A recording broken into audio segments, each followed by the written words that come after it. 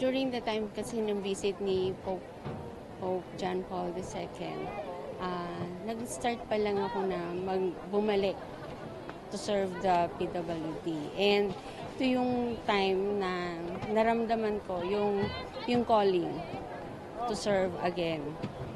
So, and nung ma-canonize siya ngayon, parang sabi ko, I have to be there.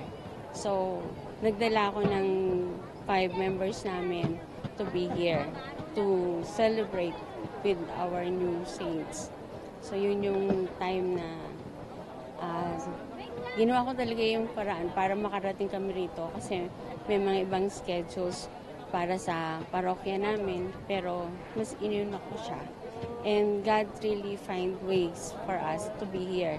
And I'm really blessed to feel the presence of our new saints. Dito sa Araneta, na-feel namin lahat ng mga tao nandito, yung presence nila. Although we are not in Rome, but still, we feel the presence and the blessing. And alam ko, maraming pang mapapagaling ang ating mga Pope. The same sa akin, continuous na magiging malakas ako. Ano pong naramdaman nyo nung nakita po sa screen na ginagawa na po sa request na Pope John Paul?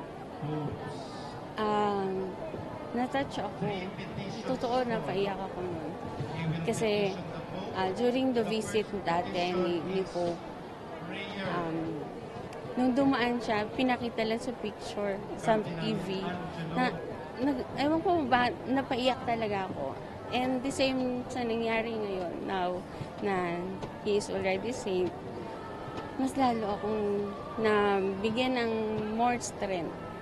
Alam ko kung ano man yung pinagdadaanan ngayon ng maraming tao, lalo na yung mga may sakit, alam ko, there's still hope for healing.